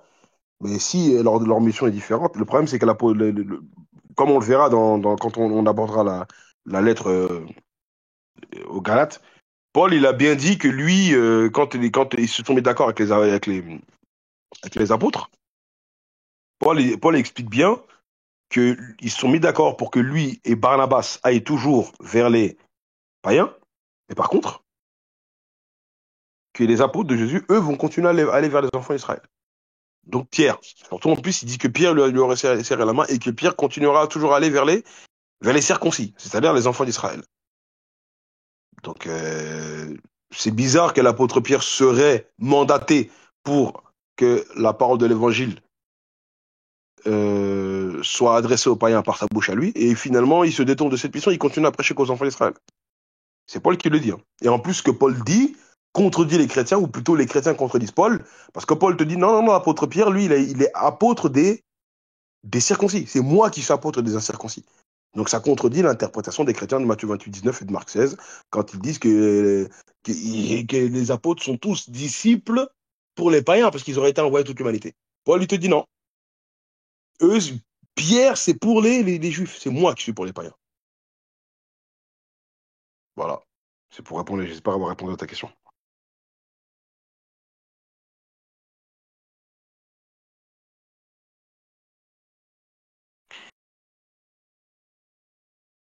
Ouais, bah, en fait, maternelle, j'ai répondu à ta question, hein. Acte 2, dans Galate 2, bah, je viens de répondre. Moi, donc, Phénis, tu dis, Salam alaikum, j'arrive pas à comprendre pourquoi les apôtres sont allés prêcher à plein de non-juifs si faites des disciples de toute nation, ça vise pas le monde entier. En fait, là, tu dis, je n'arrive pas à comprendre pourquoi les apôtres sont allés prêcher à plein de non-juifs. En fait, de ce qu'il faut comprendre, c'est que dans ce que Jésus il enseigne, le message de Jésus, c'est pour les enfants d'Israël purs, les Israélites de souche qui descendent vraiment des 12 maisons d'Israël. Mais Jésus il a aussi fait allusion aux prosélytes. Parce qu'à l'époque de Jésus, il y avait déjà des prosélytes. Même quand il était là, il y avait déjà des prosélytes. C'est-à-dire des non-israélites, des gens qui ne sont pas des Israélites, mais qui pratiquaient déjà le judaïsme. Donc Jésus il a fait allusion à eux. D'accord? Il a fait allusion à eux que comme quoi il y aura des prosélytes qui allaient venir. Ça, tu le vois dans la parabole de dans Matthieu chapitre 22. D'accord? Dans Matthieu chapitre 22, la parabole des noces. Quand Jésus il a fait une parabole où il est en train de parler qu'un maître de maison a fait une fête pour son fils. D'accord? Voilà. Donc cette parabole, tu peux la lire et tu verras que faut que tu lises du verset donc verset 1 jusqu'au verset 13. Et tu verras que quand il dit, le maître de la maison dit à ses serviteurs c'est les apôtres, d'aller chercher ses amis, ce sont les Israélites. Mais comme les Israélites n'ont pas accepté, et qu'ils ont même été mauvais avec les apôtres, avec les serviteurs donc, et ben, qu'est-ce qui s'est passé? Le maître de la maison s'est mis en colère Il s'est mis en colère et il les a châtiés. Et il a dit maintenant à ses serviteurs d'aller chercher, d'aller dans les carrefours. D'aller dans les carrefours et appeler tous ceux que vous allez trouver. Bons, méchants, etc. D'accord? Donc la maison, la salle des noces a été remplie. A été remplie. Et, mais quand la salle des noces est remplie, il y a quand même un contrôle qui est fait. Le maître de la maison, il regarde les invités et il voit un homme qui est rentré dans la salle des noces sans un habit de noces. Et on lui dit, mais toi, comment t'es rentré ici sans un habit de noces? Et il se fait jeter dehors brutalement. Quand tu regardes maintenant l'interprétation des chrétiens, ils disent que lui, il est rentré en fait sans être. En fait, c'est quelqu'un qui est rentré. Il n'avait pas l'habit de noces. L'habit de noces, c'est-à-dire, il n'était pas en conformité avec les enseignements de Jésus. C'est pas quelqu'un qui était monothéiste ou il respectait pas les enseignements de Jésus. Tu peux pas rentrer dans la salle des noces si t'es pas monothéiste. T'as pas le tawhid. Donc la bille des noces doit être en conformité avec les enseignements de Jésus. Or, les enseignements de Jésus, c'est le monothéisme pur. D'accord? C'est ce qu'on voit dans les évangiles. Jésus n'a jamais enseigné la mécréance ou d'aller adorer un autre Dieu qu'Allah subhanahu wa ta'ala. Donc Jésus, il a fait allusion à eux. Donc c'est-à-dire que même si tu vas chercher, en gros, si tu vas chercher, quand il annonce que ses disciples iront chercher des prosélytes, en fait, c'est pas ça. C'est-à-dire que pour vraiment comprendre la parabole, d'abord, c'était les enfants d'Israël qui étaient visés, ils n'ont pas accepté, ils ont refusé le message. Allez chercher n'importe qui. Mais ces gens-là qui sont n'importe qui là, pour rentrer dans la salle des noces, ils doivent être monothéistes. Or, ce ne sont pas des Israélites. Donc, si tu n'es pas un Israélite mais tu es monothéiste, ça signifie que tu es un prosélyte. C'est ce que ça signifie. Mais quelqu'un qui rentre et qui a des idées polythéistes, tu ne peux pas avoir des idées polythéistes et être disciple de Jésus. Donc, Jésus, il avait fait allusion à ça. Donc, c'est pas problématique. C'est pas problématique parce que quelqu'un qui est déjà un prosélyte qui connaît déjà le Tanakh et qui pratique déjà l'Ancien Testament, bah, c'est normal qu'il suive la suite parce que la suite de l'Ancienne Alliance, c'est la Nouvelle Alliance. Donc, c'est normal que lui suive la suite, comme Corneille et sa famille. D'accord? Et c'est ces gens-là qui reçoivent la révélation. Comme l'apôtre Pierre le dit clairement, même dans Acte 10, quand tu liras Acte 10, tu verras que après que Corneille s'est expliqué en disant oui, voilà, bah, je m'explique, il y a un ange qui est venu me voir à la 15e heure, etc. Et ben moi, j'ai envoyé mes disciples pour aller te chercher pour que tu nous baptises. L'apôtre Pierre, il dit en vérité, je le comprends, que Dieu n'ait fait point exception de personne. Mais en toute nation, celui qui le craint et qui pratique la justice, lui est agréable. Pour être agréable à Dieu, tu dois craindre Dieu et pratiquer la justice. Or, à l'époque, pour craindre Dieu et pratiquer la justice, il faut avoir la connaissance du Tanakh. Mais c'est pas en étant un païen, tu t'adores un faux Dieu, que tu vas être juste et que tu as la crainte de Dieu. Non. D'accord? Donc, il n'y a que les prosélytes qui pouvaient en fait suivre la suite directement du message de Jésus sans de véritable problème. Mais l'apôtre Pierre, il est même réticent en y allant. Hein. C'est pour ça qu'Acte 10, c'est très important. D'accord? Parce que comme il a vu des païens venir le chercher, il a fallu que l'ange qui est venu voir Corneille vienne aussi voir Pierre à Jérusalem pour lui dire, ne crains pas d'aller avec les païens qui viennent te voir là, car c'est moi qui les ai envoyés. Mais l'apôtre Pierre, il dit bien que si, quand il rentre chez Corneille dans Acte 10, il dit bien, je vous demande pour quelle raison vous m'avez fait chercher, parce que moi, je ne serais pas venu en fait si je n'avais pas reçu la révélation en fait. En gros, c'est ce que l'apôtre Pierre dit. Vous savez qu'il est défendu à un juif de rentrer un païen de filer avec lui. Mais Dieu m'a montré qu'il ne fallait dire d'aucun homme qu'il est souillé ou impur. Et oui, c'est pourquoi je suis venu sans faire d'objection. Dieu lui a montré, à travers la vision qu'il a eue, que l'ange lui a montré, lui montrant que les animaux, lui montrant des animaux qui lui étaient interdits, ces animaux symbolisent les païens. Au départ, tu n'avais pas le droit de prêcher ces païens-là, maintenant tu as le droit. Mais ils ont été symbolisés par des animaux. Voilà. C'est ça, en fait, en gros, pour comprendre la problématique avec les prosélytes et les païens purs. J'espère avoir répondu à ta question, Ternil. Phénis, pardon, c'est Phénis qui m'avait posé la question. Mariam, les apôtres, une histoire, tradition islamique après l'élévation d'Arissa. S'ils sont allés prêcher, les enfants d'Israël parmi les nations dispersées. J'ai pas bien compris. Attends, tu me dis les apôtres ont une histoire, tradition islamique après l'élévation de Aïssa D'accord, fait que s'ils sont allés prêcher des enfants d'Israël par une nation. Oui, mais de toute façon, tu le vois, oui, ça, de toute façon, tu le vois dans la Bible. Les apôtres, ils ont continué à prêcher, à continuer à prêcher les enfants d'Israël, même dans la Bible. Alors, tu le vois dans Acte 11, hein, le passage justement qui nous dit que l'apôtre Pierre a dû s'expliquer après Acte 10. Il a dû s'expliquer aux apôtres pour leur expliquer pourquoi il est parti chez Corneille. Bah, le verset 17 de mémoire, hein, qu'est-ce qu'il dit? Je vérifie. Acte 11, 17. Non, 19. Acte 11, 19. Le passage de Acte 11, 19 nous dit, ceux qui avaient été dispersés par la persécution survenue à l'occasion d'Étienne allaient jusqu'en Phénicie, dans les îles de Chypre et à Antioche. Tout ça, c'est des territoires païens, hein. Annonçant la parole seulement aux Juifs.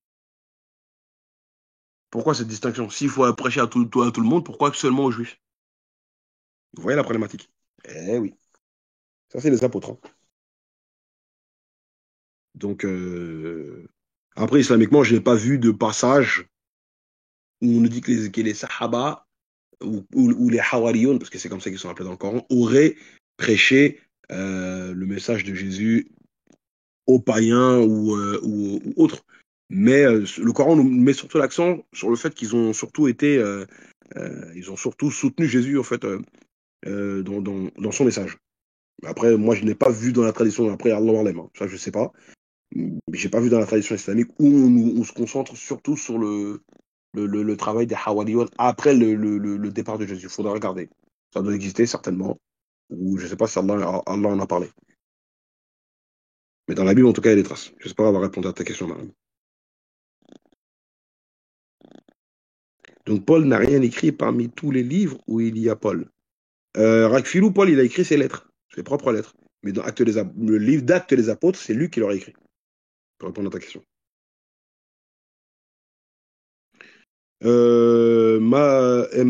Donc M-A-L Talib, faudrait que tu me demandes le cours en privé. Demande-moi envoie-moi un message en privé en me demandant de t'envoyer le cours. Et Inch'Allah, quand le cours sera enregistré sur la chaîne, et je te l'enverrai, Inch'Allah, en privé. Comme ça, tu pourras écouter.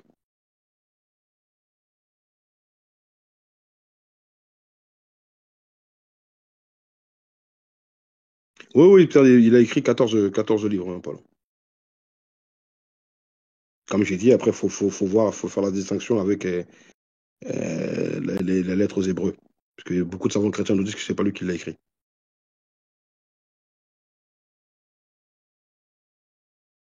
Il existe aussi, oui, mais il y a même le pape encore, qui aurait même fait des déclarations en disant qu'il y a certains Éphésiens, etc., certains livres qui seraient des écrits pré-pauliniens. Il y a des savants qui disent que il y a des lettres et que c'est pas Paul en fait qui les aurait écrits. C'est que aussi problématique. Mais on verra ça, Inch'Allah. On verra ça, Inch'Allah, dans la semaine qui vient. Ah non, Ternil, je me dis, est-ce que Jésus, de son vivant, a fait allusion qu'après sa mort, il allait choisir Paul, comme Paul nous le raconte dans Actes? Bah non, il y a pas il y a certains chrétiens qui se sont permis de faire des interprétations, de dire que le paraclet, c'est Paul, hein. Bah, il y a des chrétiens qui m'ont déjà dit ça, moi, hein, personnellement. Le paraclet, c'est Paul. Subhanallah. Mais non, il n'y a pas de parole. Le problème, il est que justement, pour montrer que avec Jésus, la place de Paul, elle est inexistante en tout cas, c'est que quand tu prends Matthieu 19, 27, hein, quand l'apôtre Pierre lui pose une question, Maître, voilà, Seigneur, nous avons tout quitté pour te suivre, qu'en sera-t-il de nous?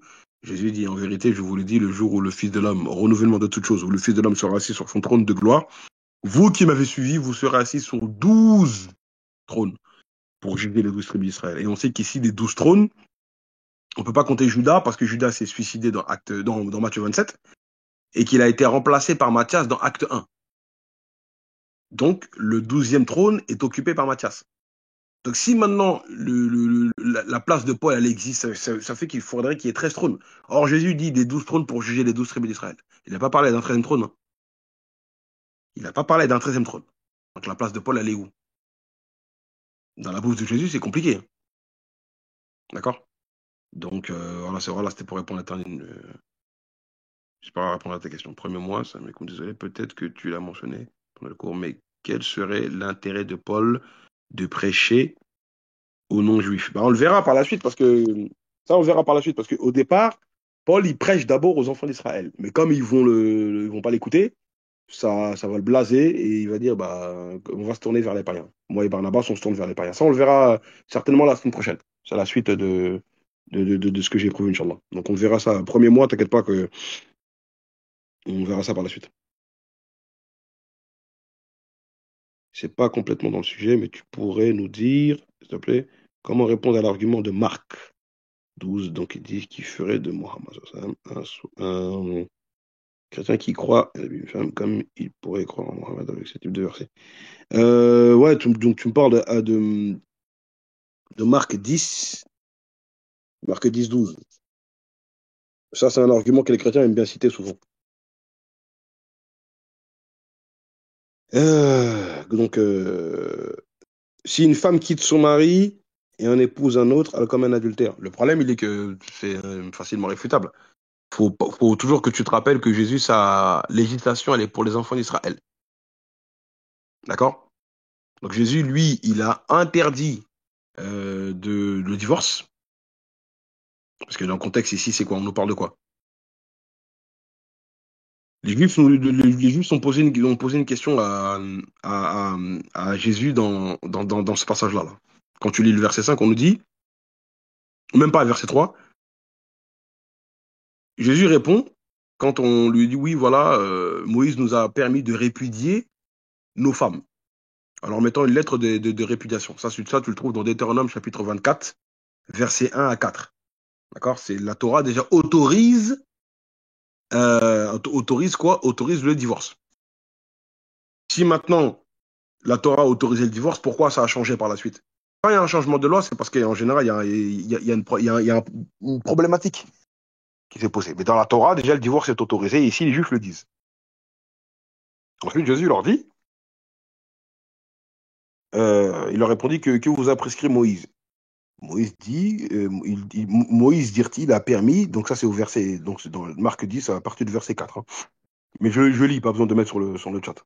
Moïse, dit-il, a permis d'écrire une lettre de divorce et de réputation. Et Jésus leur dit, c'est à cause de la dureté de votre cœur que Moïse vous a donné ces préceptes. Mais au commencement de la création, Dieu fit l'homme et la femme. D'accord? Donc ici, Jésus, il est en train de montrer qu'il est pas Dieu. C'est pourquoi l'homme quittera son père et sa mère et s'attachera à sa femme. Et les deux deviendront une seule chair. Ainsi, ils ne sont plus deux, mais ils sont une seule chair. Que l'homme donc ne sépare pas ce que Dieu a joint. Lorsqu'ils furent dans la maison, et après, etc., il continue.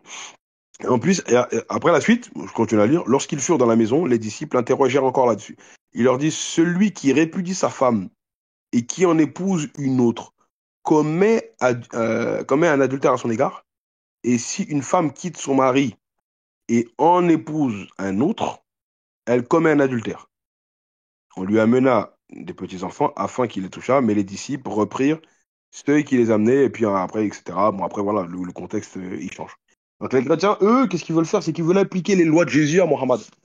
Mais les lois de Jésus, elles sont pour les enfants d'Israël. Elles ne sont pas pour toute l'humanité. La législation de Jésus, c'est pour les enfants d'Israël. C'est des commandements pour les enfants d'Israël. Et Jésus, il dit bien en plus que les commandements qu'il a donnés aux enfants d'Israël, Jésus, il a interdit de les prêcher à qui? Mais il a interdit de les prêcher aux païens. Jésus il a interdit de prêcher l'évangile à un non-israélite. Donc pourquoi vous voulez appliquer ça à Mohammed? C'est ce que Jésus te dit dans Matthieu chapitre 7, verset 6. Ne donnez pas les choses saintes aux chiens et aux porceaux. D'accord? Des chiens, on sait très bien que dans le langage de Jésus, les païens, tu les mets dedans. Matthieu 15, 24, Matthieu 15, 24, 25 et 26, il n'est pas bon de prendre le pain des enfants et de jeter aux petits chiens. D'accord? Matthieu 10, versets 5 à 7, n'allez pas vers les païens, ni vers les Samaritains, allez plutôt vers les brebis perdues de la maison d'Israël. Maintenant, le problème, il est que dans ces versets-là, là, Jésus, il interdit, il donne des prescriptions, des recommandations, en leur disant de ne pas aller vers qui? Vers les non-israélites. Mais qu'est-ce qu'il dit à la fin de l'évangile de Matthieu maintenant? Il leur dit quoi? Le passage que les chrétiens aiment bien citer, et puis en plus qui est en rapport avec le cours que je vous ai fait sur la mission des apôtres, c'est-à-dire les païens ou l'humanité. Matthieu 28, 19, allez, faites de toutes les nations des disciples, les baptisons au nom du Père, du Fils et du Saint-Esprit. Mais Jésus dit quoi juste après? Et enseignez-leur à observer tout ce que je vous ai prescrit. Et voici, je suis avec vous tous les jours jusqu'à la fin du monde.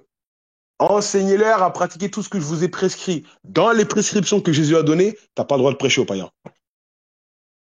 On fait comment? Donc les lois de Jésus ne concernent pas les païens. Donc Mohammed, d'accord? Bah, selon la définition du mot païen, si on le prend dans le contexte, dans une des définitions qui dit que c'est hors d'Israël, bah Mohammed c'est un païen. Il n'est pas un israélite. Parce que le mot païen, il a plusieurs sens. Hein. D'accord? Mais,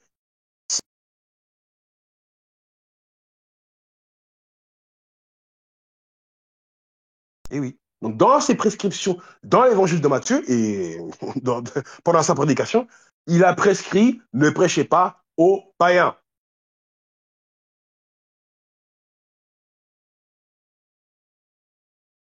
L'œuvre que je vous ai lu, les apôtres sont partis prêcher dans plusieurs villes, hein.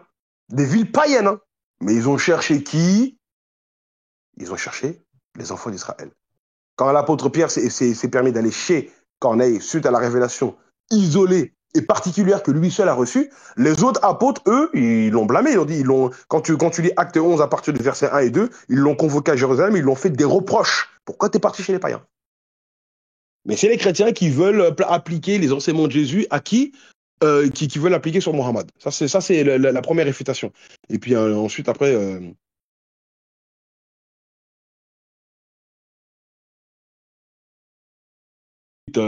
ils vont aussi lui sortir le cas de, de, de son mariage avec la fille avec l'ex-femme plutôt de son fils adoptif, pas la femme, mais l'ex-femme de son fils adoptif, Zaïd. D'accord?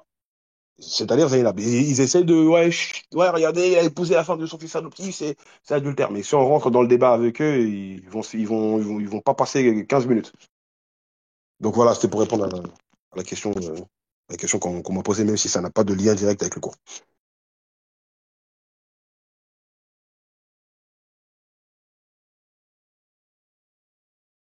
Un chrétien serait capable de dire que Paul et Jésus, un chrétien serait capable de dire que Paul et Jésus juste pour fuir la contradiction.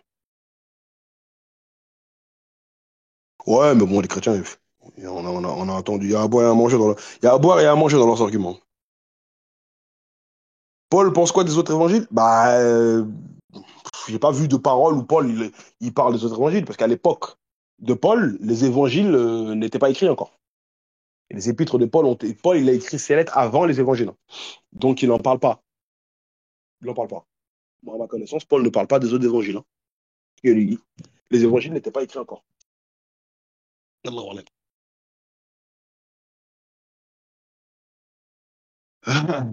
le Coran, il y a des choses similaires. Elle a rendu des choses illicites à cause de leur dureté, si je ne me trompe pas. Oui, en fait, c'est même des choses que, par exemple, les enfants d'Israël se sont interdits eux-mêmes. C'est-à-dire que Jacob, il s'est interdit des choses lui-même, comme Allah dans le Coran le dit. Et Jésus lui-même, il a autorisé des choses qui étaient interdites. Jésus leur a rendu ça licite. D'accord? Donc, ça, c'est pas un problème, ça. Ça, c'est pas un problème. D'accord? Mais c'est comme par exemple, pour donner un verset, on peut prendre Sourate 460. Allah il dit, c'est à cause des iniquités des Juifs que nous leur avons rendu illicites les bonnes nourritures qui leur étaient licites.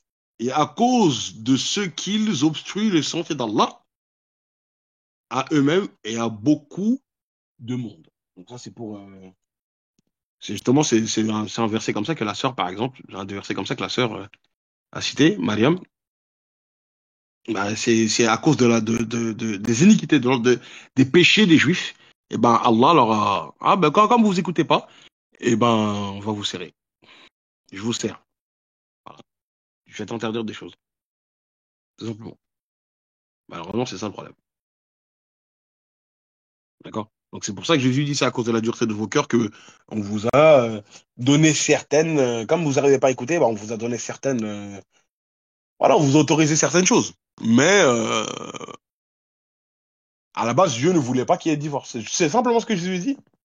Jésus dit ça, il dit que Dieu ne voulait pas, mais il a autorisé. Mais Dieu ne va pas autoriser quelque chose qui est péché, par contre. Et ça, c'est une chose que les chrétiens ne voient pas. Ça, c'est un grand problème, ça. D'accord? Eh oui. Ça, c'est une chose que les chrétiens ne voient pas. Quand ils voient qu'il y a une chose est interdite, c'est automatiquement, ouais, pour eux, c'est pas bon, quoi. Et il y a un autre verset, c'est dans Sourate Imran, verset 93, quand on nous dit toute nourriture était licite aux enfants d'Israël, sauf celle qu'Israël lui-même s'est interdit avant que ne descendit la Torah. Dis-leur, apportez la Torah et lisez-la si vous êtes véridique. Et là, ici, ça nous parle en particulier de Jacob, alayhi salam. Jacob lui-même s'est interdit certaines choses. D'accord. Voilà. Toute nourriture était licite pour les enfants d'Israël à la base, hein. Mais Jacob lui-même s'est interdit certaines choses. Et voilà, j'espère avoir répondu à la question. Allahu alam. Quoi penser de Paul en tant que musulman? Parce que là, avant tout, ce qu'il fait, il égare plus qu'il ramène à la vérité. Ça, on pourra en faire une conclusion quand on aura terminé la série que je compte vous faire sur Paul. Mais comme je l'ai dit dans un premier temps, faut être juste avec lui. Parce que c'est vrai que quand on a commencé nos prédications, on était quand même assez fermé sur beaucoup de choses qui nous concernent. Mais il ne faut pas oublier que sur la chose la plus importante, sur le tawhid, parce que quand on aborde des sujets d'un interreligieux avec les juifs et les chrétiens ou autres, le premier point qu'on doit aborder avec eux, c'est la connaissance de Dieu. Le tawhid. Et sur le tawhid, avec Paul, il n'y a pas de véritable problème parce que Paul ne divinise pas Jésus et Paul n'enseigne pas d'aller adorer un autre Dieu que le Dieu éternel et le Dieu de Jésus. Mais après, c'est sur les lois et sur la doctrine de la rédemption que avec Paul, il y a des soucis. D'accord? C'est surtout sur ça. Mais sur la divinité, avec Paul, comme je vous l'ai dit, il est dans notre poche, hein. Paul n'enseigne pas d'adorer un faux Dieu. Paul n'enseigne pas d'adorer Jésus. D'accord? J'espère avoir répondu à la question.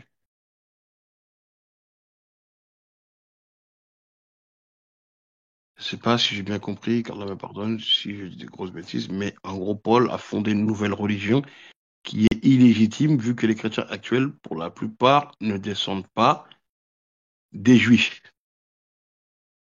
Ne descendent pas des juifs. En fait, oui, en fait, Paul, la doctrine surtout que lui, il enseigne, sur laquelle il a insisté, c'est sur le fait que on obtient le salut, non pas par les œuvres, mais par la foi, et par la foi en Jésus. Et par rapport à la foi en Jésus, bah, on doit surtout croire qu'il est mort à la croix et ressuscité pour nos péchés. C'est ça qui nous sauve. C'est pas les œuvres qui nous sauvent, principalement dans ce que dit Paul, mais c'est surtout la foi en Jésus. Et il faut croire que il s'est sacrifié à la croix pour nos péchés. C'est avec cette doctrine-là qu'on a un souci, parce que Jésus n'enseigne pas ça, lui. Jamais Jésus n'a enseigné nulle part cette doctrine-là. Jésus, il enseigne que c'est en croyant en lui, en croyant en Dieu, en lui, et en lui obéissant, qu'on obtient le paradis et la vie éternelle. Et Jésus, il enseigne qu'il faut pratiquer la loi, par contre. C'est ça, et c'est ce qui montre que justement, les apôtres de Jésus n'ont jamais enseigné qu'il faut délaisser la loi de Moïse. Hein, même ceux qui sont convertis, on le voit bien dans Acte 15 et dans Acte 21, que les judéo-chrétiens pratiquaient les deux lois, le Tanakh et la Nouvelle Alliance. D'accord? Donc, la nouvelle doctrine que Paul enseigne, lui, il a vraiment axé, vraiment, il a vraiment accentué sur la mort et la résurrection de Jésus. C'est ça qui est problématique avec Paul. Pourquoi Allah n'a pas révélé à Paul et aux autres apôtres que Jésus n'est pas mort pour éviter qu'ils induisent les gens en erreur dans la prédication de la mort de Jésus. Ben nous, ce qu'on en pense, le collectif, c'est qu'Allah, il a laissé ça comme ça. C'est justement, euh, Allah, il a laissé croire que les gens sont morts à la croix, enfin, Allah, il a laissé croire, pardon, que Jésus est mort à la croix, justement, c'est une preuve pour la non-divinité de Jésus, justement. Eh oui, il faut réfléchir à ça. Vous croyez qu'il est mort à la croix, mais c'est une preuve qu'il n'est pas Dieu. Vous réfléchissez pas ou quoi? Eh oui. Tout simplement. Et Allah, il l'a laissé croire jusqu'à ce que vienne qui? Mais jusqu'à ce que vienne Mohammed alayhi salatu wassalam. C'est tout. وَقُلْ جَاءَ الْحَقُّ وَزَهَقَ الْبَاطِلُ إِنَّ الْبَاطِلَ كَانَ زَهُوقًا. Sourate 17, verset 81. La vérité est venue, le mensonge a disparu. Car le mensonge est destiné à disparaître. Donc c'est vrai que le mensonge, il vient toujours avant la vérité. Comme le proverbe dit, le mensonge prend l'ascenseur et la vérité prend l'escalier. Elle met plus de temps à venir, mais elle arrive toujours. Et une fois que la vérité, elle vient, bah, le mensonge, il ne peut que disparaître. Tout simplement. Donc Allah, il fait ce qu'il veut. C'est tout. J'espère avoir répondu à la question.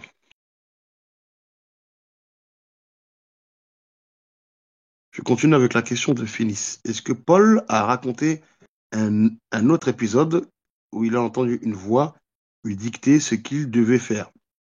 Bah, dans les trois, en tout cas, surtout dans les trois passages. Après, Paul, des fois, il dit qu'il reçoit des ordres de Jésus, en fait, sans préciser qu'il a entendu une voix qui lui a parlé. J'ai pas encore vu ça, moi. J'ai pas vu ça, ou alors peut-être je l'ai oublié. Mais c'est surtout dans les trois passages, acte 9, acte 22 et acte 26. Mais des fois, Paul, il dit, le Seigneur ordonne. Donc, ce qui laisserait penser que Dieu lui parle. On verra ça dans la lettre aux Corinthiens, par exemple. Les 11 heures, dit quoi? Il y a un verset qui prouve catégoriquement que Paul n'est pas réellement un apôtre, selon toi? Oui, bien sûr. Mais on le verra par la suite, Inch'Allah, parce que c'est une longue série que je veux faire. Là, on va continuer l'histoire de Paul jusqu'à la fin de Actes. Après, on attaquera ses lettres. Mais il y a des choses qui prouvent que Paul ne remplit pas certaines prophéties que Jésus a annoncées, des choses qui doivent précisément se réaliser sur les apôtres de Jésus, bah, ça ne se réalise pas sur Paul. Dans le contexte en plus que Jésus a cité. Quand vous serez dans telle situation, il vous arrivera ça. Mais Paul, il se retrouve dans la situation que Jésus a décrite et la prophétie ne se réalise pas sur lui. C'est compliqué. Eh oui, d'accord? Donc, bah, toi, de toute façon, le 11 heures, je sais que tu connais le passage. Donc, ah oui, ce passage-là, il est compliqué. Mais on le verra le jeudi prochain, Inch'Allah. Donc voilà quoi. Bah, il va falloir que je vous laisse, hein, parce qu'il y a le cours du frère Ismaël qui commence, il ne faut pas que je tarde trop pour pas empiéter sur son temps, Inch'Allah. S'il n'y a plus de questions. Ouais, bien sûr, avec Phil, on va suivre l'ordre chronologique dans l'histoire de Paul, bien sûr. Alors, bien sûr, on va suivre on va essayer de suivre l'ordre chronologique, bien sûr. Donc, c'est comme ça qu'on aura une vision claire de qui est Paul, en essayant d'être le plus juste et le plus objectif possible sur lui. D'accord? Voilà, parce que les chrétiens pensent on l'aime pas. Non, Paul, il a dit beaucoup de vérité. Mais sur la divinité, en tout cas, Paul n'est pas avec. Les chrétiens ne sont pas avec lui, hein. En tout cas, tous les chrétiens qui disent que Jésus est Dieu, Paul n'est pas avec eux. C'est tout. Donc voilà quoi. Donc, je vous laisse là, Inch'Allah. Tawfiq baraka, reculons.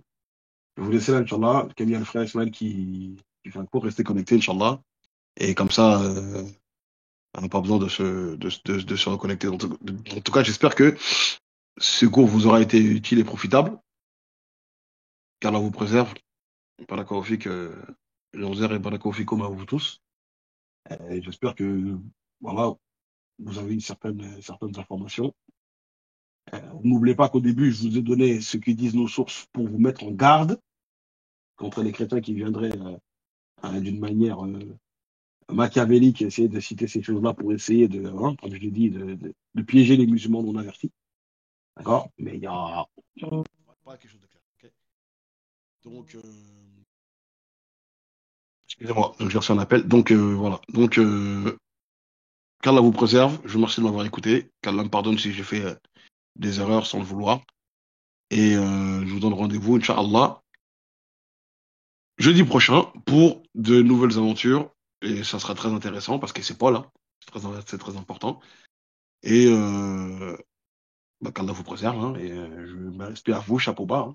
Hein, comme j'ai l'habitude de le dire. Subhanakallahumma wa bihamdik. Ashhadu an la ilaha illa anta astaghfiruka wa atubu ilaik. والعصر إن الإنسان لفي خسر إلا الذين آمنوا وعملوا الصالحات وتوصوا بالحق وتوصوا بالصبر السلام عليكم ورحمة الله وبركاته. نعم.